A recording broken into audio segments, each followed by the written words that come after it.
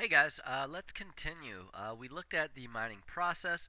Now we're going to look at the ecological consequences of mining. Um, First and foremost, I think it's important to note that, when you construct a mine, it's not just about extracting the material itself, but you have to build an entire infrastructure to support the mining operation. And more often than not, these mining sites are located in very remote locations, right? So you need a road to get there. You build many roads to bring in all of the mechanized equipment. You need other facilities for the miners and so forth. So this infrastructure and the development of the infrastructure ultimately results in significant habitat loss and conversion and fragmentation. So there are, of course, consequences to biodiversity. So in order to get down to the deposit, first and foremost, you do have to remove the forested area. And when you do that, we know that you destabilize soils and you disrupt the land surface. So there's going to be significant scarring and disruption of the land surface. Removing the overburden and creating massive spoil mounds that are highly erodible all contribute to land degradation. We mostly talk about environmental impacts with surface mining, but there are impacts associated with subsurface mining.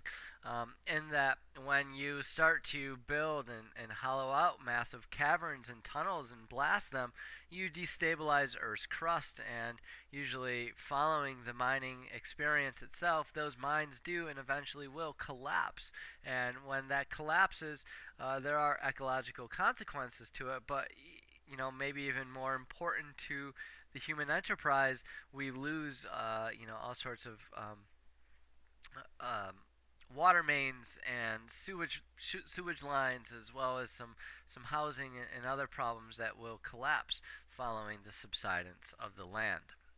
Finally, fourth on the list, and this is the biggie, I suppose, would be the amount of waste produced, right? In fact, about 3/4 of the United States waste is derived from solid waste. That is derived from the mining industry. And so, you're thinking, okay, that makes sense. We have a lot of waste rock and a lot of overburden that sort of reshuffled around and becomes waste, and that's very true. But it's not just that overburden. That's the problem, but it's a lot of toxins as well, right? Either naturally occurring that are now exposed to the atmosphere and can have a tendency to run off and leach from these massive piles of waste rock and affect our aquatic ecosystems. But it's also, there's a lot of chemicals utilized in the processing and extraction that often create a lot of hazardous waste that must be dealt with as well.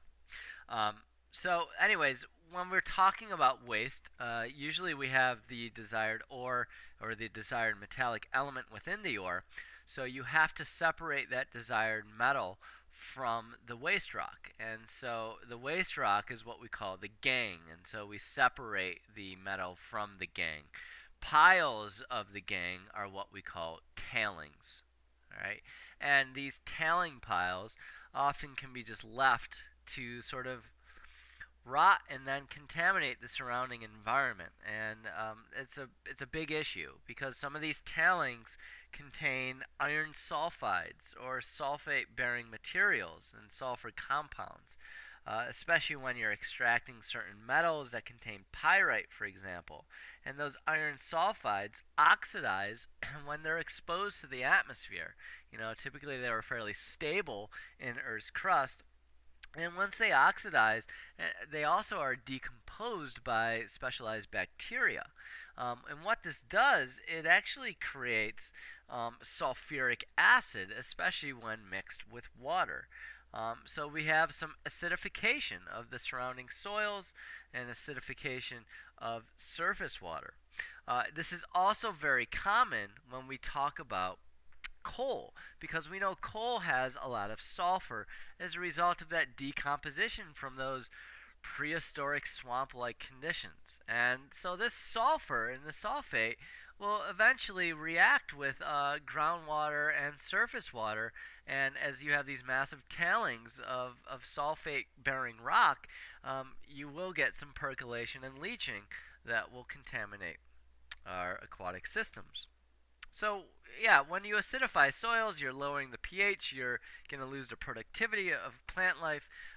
We can contaminate groundwater. And then, most concerning probably is the acidification of surface water, because as you start to reduce the pH through this acidification, what tends to happen is you cross sort of these threshold values of acidification where you start to mobilize heavy metals, right? They start to precipitate out, and you can get aluminum ions, for example, in the water and in the aquatic ecosystem. And that's problematic for aquatic life, because when you have too many aluminum ions in the aquatic system, fish oftentimes respond to that by excreting a really thick mucus as sort of a defense mechanism. But by over excreting this mucus, they end up asphyxiating themselves.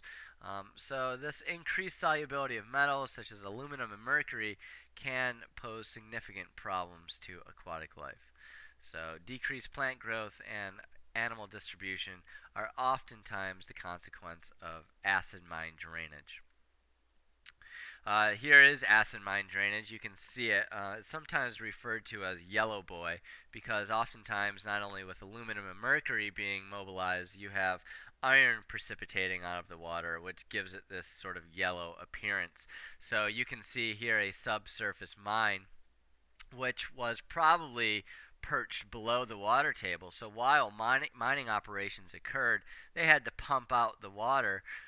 But once they abandoned the mine, they stopped doing that. So the groundwater sort of migrated back into the mine, reacting with all sorts of the newly exposed minerals and sulfate and sulfur containing rocks, and then ultimately acidified that water, which then exits the mine to contaminate the surrounding environment.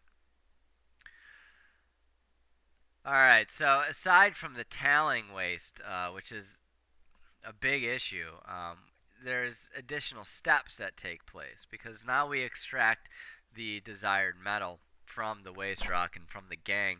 Well, there are still impurities associated with that metal, so they have to purify it, and they do that through a process we call smelting. And usually, smelting takes place in high temperatures to detach some of the undesired elements, as well as using chemical solvents. And so, really, this process ultimately results in serious atmospheric degradation and decreased air quality. As you can see, we have all sorts of pollutants being emitted, greenhouse gases. You're going to have sulfur dioxide, which is a precursor to acid deposition. Certain heavy metals like mercury and lead can be released from this process of smelting. And then, of course, suspended particles, small grained or fine particles, which are released into the atmosphere that can cause all sorts of respiratory illness, as it has the ability to penetrate deep into our lungs, and sort of go past our lungs' defenses.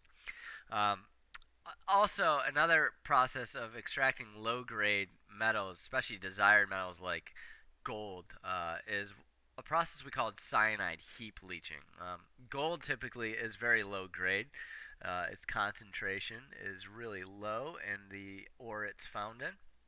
And so when they find that ore, they put it into a massive pile.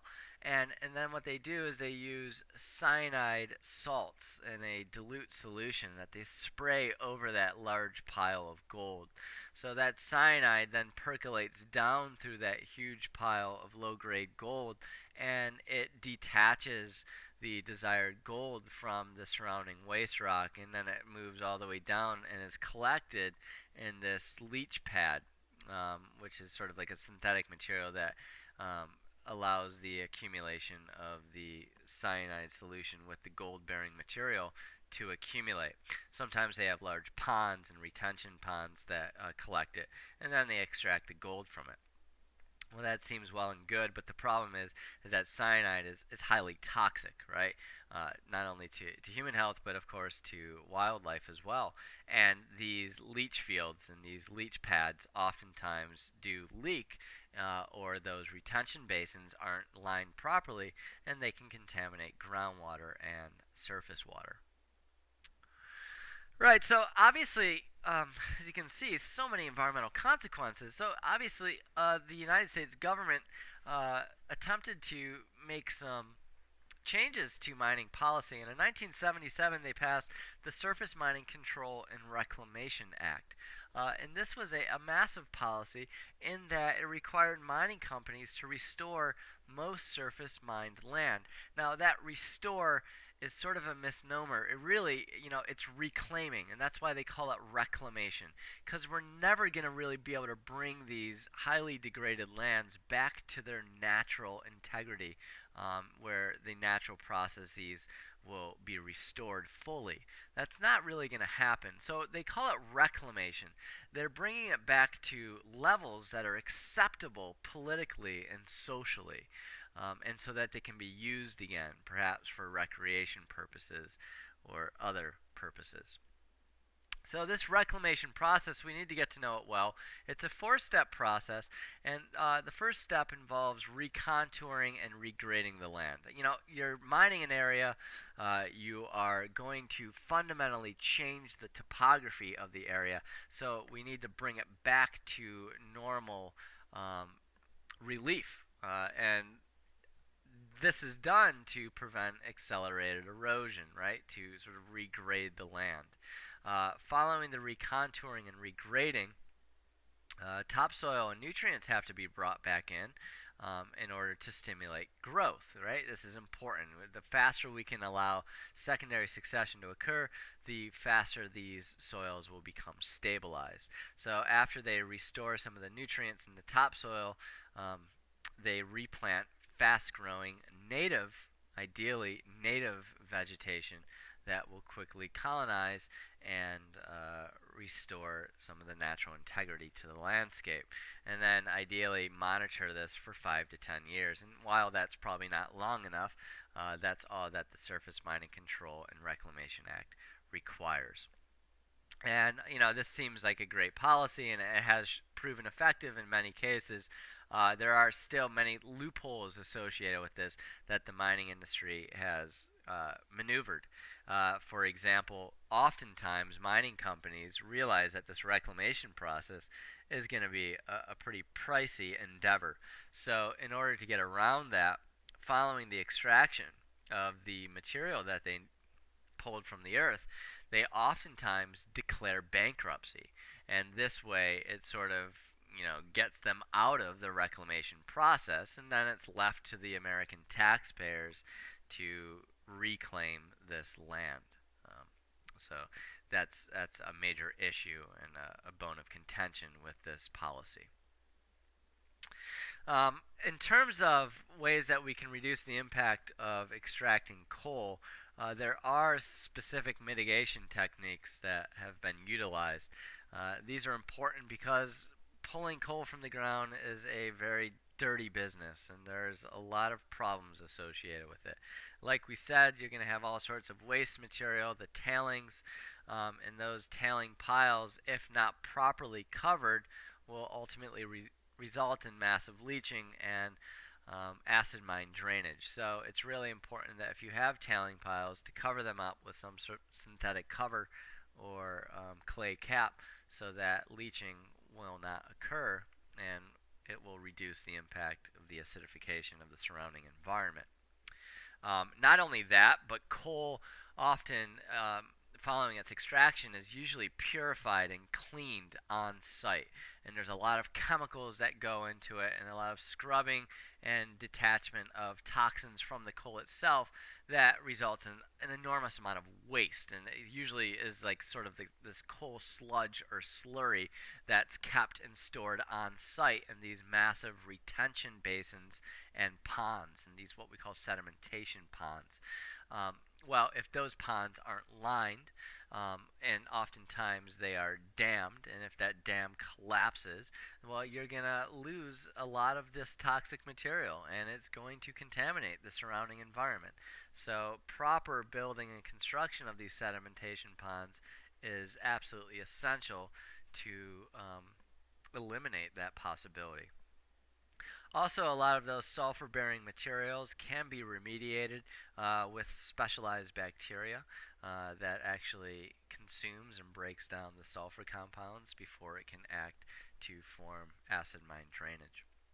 And then finally, as sort of a band aid approach, if you are going to be acidifying these areas through acid mine drainage, there are ways to raise the pH, and we do that by adding lime and calcium carbonate buffers to reduce the acidification. All right, ladies and gents, that is it for the ecological consequences. It's probably just a scratch at the surface, but it's a start. So we'll see you guys in class.